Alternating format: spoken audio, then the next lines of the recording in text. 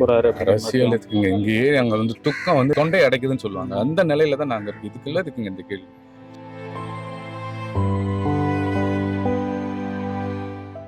தவறான உணவு முறை, தவறான பழக்கம். ஓகே. ஆனா நான் அவரை இது வரைக்கும் மாமான்னு கூப்பிட்டதே இல்லை. ஐயான்னு தான் கூப்பிடுறேன். கிட்னி பிரச்சனை இருந்தது. அதை சரி பண்ணிட்டு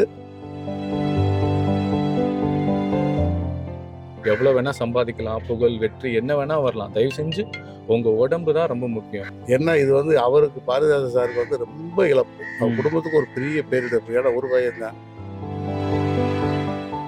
கிட்டத்தட்ட ஒரு 15 ஆண்டுகளுக்கு முன்னாடியே இந்த ஈழத்து உறவுல தான் எங்கள் நட்பு ஏற்பட்டது. ரொம்ப பிடிக்கும், அதனால தான் வந்திருக்கேன். அவ்வளோ தூரத்துக்கு அதான் இவ்வளோ நேரம் ஸ்பெண்ட் பண்ணியிருந்தேன். இப்போ தம்பி கூட பண்ணது விருமன்ற படத்தில் ஓகே. நான் அவர் கூட பண்ணினேன்.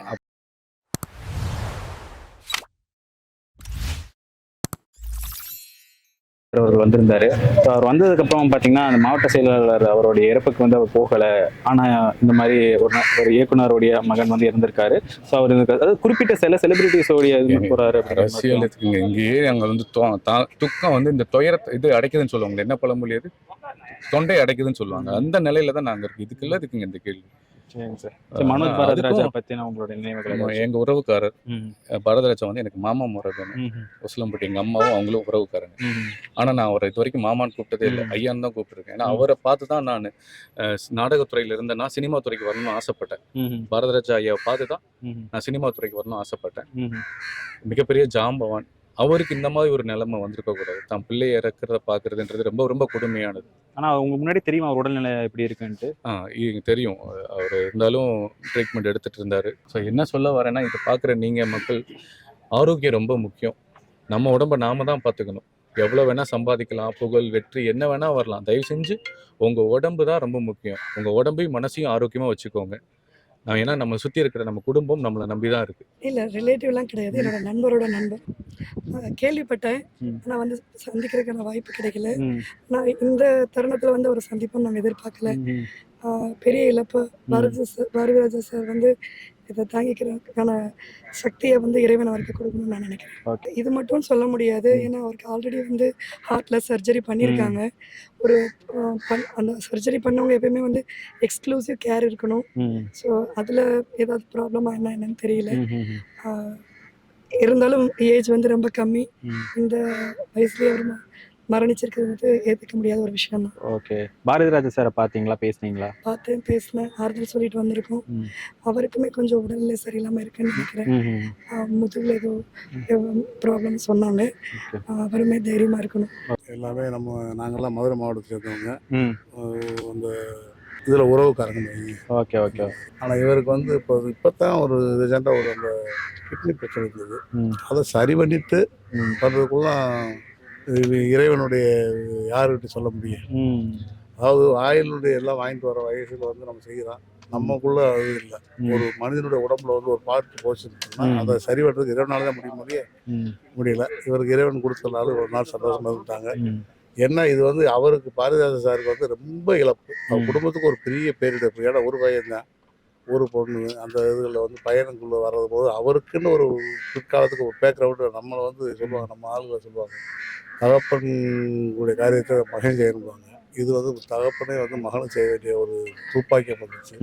இது இறைவன் சொல்ல முடியும். நம்ம யாருடைய குறையும் கிடையாது. அவர் நல்ல உணவு பழக்கம்லாம் அப்படி சொல்ல முடியாது. எல்லாமே நல்ல பழக்க வழக்கம் நல்ல பழக்கம் இருந்தது. அதாவது அந்த கிட்னி ஃபெயிலியர்ந்து வர்றதுக்கான மார்க்கத்தை கண்டுபிடிக்கும். பேத்திக்கெல்லாம் வந்து 6 மாதத்துல இருக்குது. ஓகே. அதை எப்படி சொல்ல முடியும்? பிறவிலே வந்துடுது. இப்போ அது எப்படி சொல்ல முடியாது. அது உணவு பழக்கம் சொல்ல முடியாது. அதனால் வரக்கூடியது வந்துருச்சு. இறைவனுடைய இன்னைக்கு அவருடைய ஆத்மா நல்லபடி சாந்தி அடையட்டும். அவர் குடும்பத்துக்கு பேர் இழப்பு. இது நம்ம ஒட்டுமொத்த மதுரை மாவட்டத்தை சேர்ந்த அந்த தேனி மாவட்டத்துக்கு அத்தனை பேருக்குமே ஒரு இழப்பு. எங்கள் வம்சத்துக்கே ஒரு இழப்பு தான். ஓகே. வாழ்க வளமுடன். ஐயா, இப்போ மத்தியான நேரத்தில் வந்து அங்கே சேலம் ஆர்ஆர் பிரியாணிலேருந்து இருக்கக்கூடிய ஊடக நண்பர்கள் எல்லாத்துக்குமே வந்து உணவளிச்சிருக்கீங்க. ஸோ பாரதிராஜா அவர்களுக்கும் உங்களுக்கும் உண்டான அந்த உறவை பற்றி சொல்லுங்கள். கிட்டத்தட்ட ஒரு 15 ஆண்டுகளுக்கு முன்னாடியே இந்த ஈழத்து உறவுல தான் எங்கள் நட்பு ஏற்பட்டது. எங்களுக்கும் அவருக்கும் ஏற்பட்ட நட்பு காரணம் அவரை தெரியும். எனக்கு ஒரு தமிழ்வாதின்னு தேசிய தலைவர் பிரபாகரனெல்லாம் சந்தித்து பேசுவதுங்கிறது தெரியும். அந்த அடிப்படையில் தான் எங்கள் நட்பு உருவாகுது. அதுக்கப்புறம் சிறு படம் நாங்கள் ஒரு 2-3 படம் ப்ரொடியூஸ் பண்ணோம். அப்புறம் காலங்கள் அப்படி மாற மாற கொரோனா ஜிஎஸ்டி வரி அது மாதிரி இருக்க தொழில் அடிபடுது, உடம்பு செல்லமாகுது. அப்படியே நான் வரப்போக இருக்கிறேன். இந்த குடும்பத்தில் ஒரு ஆள் நான் Okay. என்ன மாதிரி அவர் கூட யாருமே இருந்திருக்க மாட்டாங்க. மனோஜ் ஐயா அவங்க எல்லாம் இளையராஜா சாரும் ஒரு ஃப்ரெண்டு தான். ஓ எங்கள் அண்ணா ரத்னகுமார் சாரும் ஒரு ஃப்ரெண்டு. அவங்கெல்லாம் ஒரு அளவோட இருப்பாங்க. எனக்கு அளவே கிடையாது. தூங்குறது இங்கே தான், படுக்கிறது இங்கே தான், ஒரு கட்டில் தூங்குவோம். இதெல்லாம் இப்ப நேத்து வரைக்கும் ஆமா, கண்டினியூ ஆமா, இப்பவும் கண்டினியூ ஆமா, ஆயிட்டு இருக்கா? ஆமா. அது இப்போவும் அந்த நட்பு அப்படியே தான் இருக்கு. ம், அவன் மனோஜ் வந்து எனக்கு கூட பிறந்த தம்பி மாதிரி, நான் மூத்த பிள்ளை மாதிரி இந்த குடும்பத்தில். ம், அம்மா அப்படி எனக்கு பரிமாறுவாங்க கிட்ட நின்று. என் விழித்தனம், என் பேச்சு. மனோஜ் சொல்லுவார், என்ன நீங்கள் வளர்ந்த ஒரு குழந்தை நான், நீங்கள் ஒரு குழந்தை நான் அப்படிம்போம் என்ன அவரு. ம், ம், இப்போ இந்த இப்படி வாதனை இருக்கும் நினச்சி பாருங்க. ம். சாதாரண ஒரு ஆளை கொஞ்சம் நேரம் காணோம்னாவே இப்படி ஒரு பதவி போயிடுவோம். ஒருத்தர் நம்ம இந்த உலகத்துட்டே போயிட்டான்னு நினைக்கும் போது ம், சிறு வயசுல இல்லை எதுவுமே தெரியாது. ம், கொஞ்சம் சுவர் இருந்தது, ம். அது மட்டும் தான் தெரியும். ம். நான் ஐயா கூட தான் ரொம்ப நட்புல இருப்பேன். அவரோட ரூட் வேற மாதிரி இருக்கும். ஆம். நான் இவங்க கூட தான் இருப்பேன் எப்பவும். ஓகே. நாங்கள் தேனி மாவட்டத்தில் கூடிய ஐயாவோட நட்புகள், ம். எங்கள் டைரக்டருங்க அதாவது பேரர் சாரு, ஓகே, ஓகே. அன்னைக்கு அவரோட துயரத்தில் பங்கே எடுக்க முடியாது. சும்மா ஒப்புக்கு நம்ம சொல்லக்கூடாது. ம். என்னை பொறுத்த இதுக்கெல்லாம் காரணம் தவறான உணவு முறை, தவறான பழக்கம். ஓகே. உடம்புக்கு என்ன தேவை, உள்ளத்துக்கு என்ன தேவைன்னு ம், பார்த்து சாப்பிடணும். ம், நீர்ச்சத்து, காய்கறியுடைய விட்டமின் சி, ம், புரோட்டீன், கொலஸ்ட்ரால், தான் உணவு பிரச்சனை. ம், கணையம், கிட்னி பலம் இழுப்பது ம். எல்லாமே. இப்போ அந்த உணவு முறையை நம்ம கையாளுவதும், நானாக கூட இருக்கட்டும், யாராக இருக்கட்டும், இந்த இளம் வயசுடைய பறி கொடுக்கறதுக்கு காரணம் நம்ம உணவு பழக்க வழக்கம். ம். இரவு உணவு ரொம்ப அன்டைமில் சாப்பிடும். ஓ. கர்நாடகாவில் கூட பார்த்துருப்போம், டாக்டர் ராஜ்குமாரோடைய சன் இருந்தார். ம். இந்த மாதிரி பழக்க வழக்கங்கள் ஓகே. நடிகர்களுக்கு அது இது இன்னும் ம். டைமிங் அமையாது. ஆமாங்க. இரவு உணவு தெரிஞ்சுதான் நம்ம ம். தவிர்த்துக்க முடியாமல் வாழ்கிறோம். கரெக்ட். ஆடம்பர வாழ்க்கை, ஆசை உலகம் ம். நம்மளையே அழிக்குது. கரெக்டுங்க.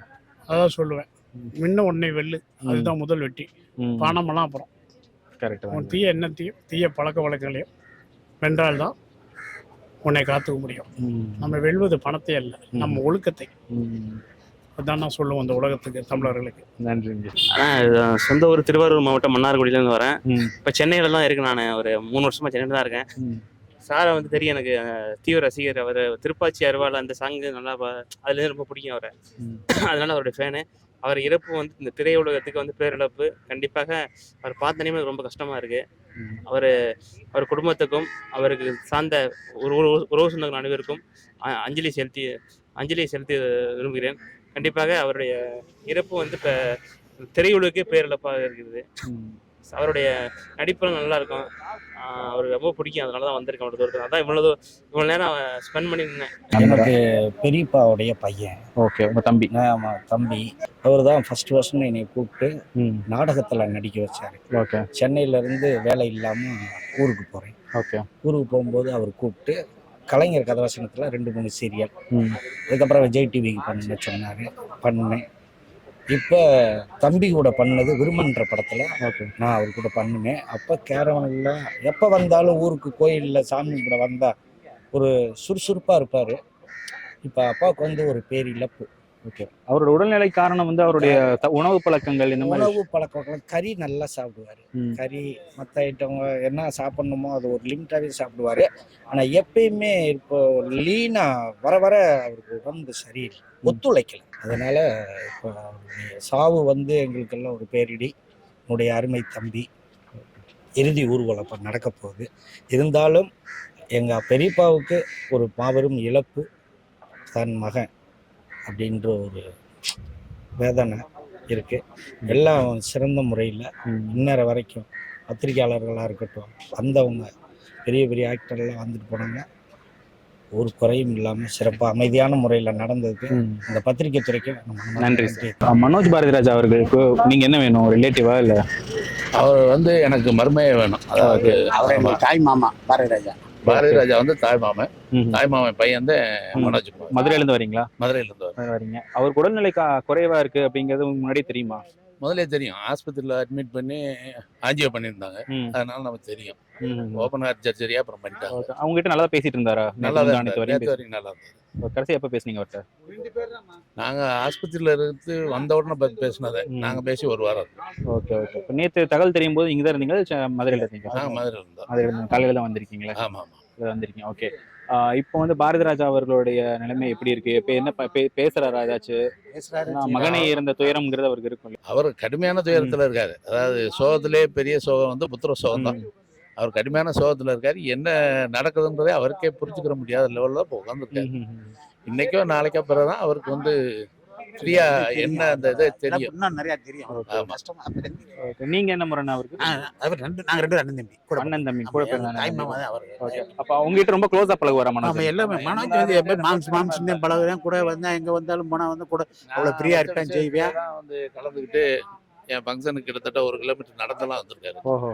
உசிலம்பட்டியில் வச்சிருந்தா வந்து கூட வந்து நடந்து வந்து சீர்வரிசை எல்லாம் கொண்டுட்டு வந்து கூட வந்து இருந்து எல்லாம் செஞ்சுட்டு அவரோட படம் வெளியாகும் போதெல்லாம் எப்படி இருக்கும்? எங்களுக்கு அதெல்லாம் ரொம்ப சந்தோஷம். ஷூட்டிங் இருக்கும்போது நாங்கள் போவோம், நிறைய அடிக்கடி போவோம். அவர் எப்பயுமே அப்படியே ஒரு இது மாதிரி இருக்க மாட்டேன். டயட்டோட பெரிய டயட்டோட பையன் மாதிரி இருக்க மாட்டேன். மாமா பையன் தான் இருந்தாலும் அது வந்து நம்மகிட்ட ஃப்ரீயா ஜாலியாக மாம்ஸ்னு கூட விளையாண்டுக்கிட்டு அதை அம்மா இதை அந்த மாதிரி தான் அவரோட இருப்பாரு. உணவு பழக்கங்கள்லாம் எப்படி? இல்ல அது வந்து நல்லா எல்லா நான்வெஜ் எல்லாம் கொஞ்சம் விரும்பி சாப்பிட அப்படி செய்யப்படி அதெல்லாம் ஃப்ரீயா இருப்பா. அப்படி எல்லா சாப்பாடும் எது இது கழிக்க மாட்டேன். அப்படி எது இது வேணா அது வேணும்லாம் சொல்ல மாட்டேன். எது இருந்தாலும் சாப்பிட. அப்படி Okay. வீடுகளுக்கு வந்தாலும் நம்ம வீட்டுல என்ன இருக்கா எது சாப்பிடுவேன் அந்த மாதிரி. உடல்நிலை அவர் சரியா பாத்துக்கலையோ? அவர் கொஞ்சம் அதுதான் ஏற்கனவே இருந்தது. ம். அவருக்கு சுகர் ஏற்கனவே இருந்தது. அவருடைய தொழிலில் வந்து அவர் உடம்பு அவரால் மெயின்டைன் பண்ண முடியல. ம். அதான் அதான் main காரணம்.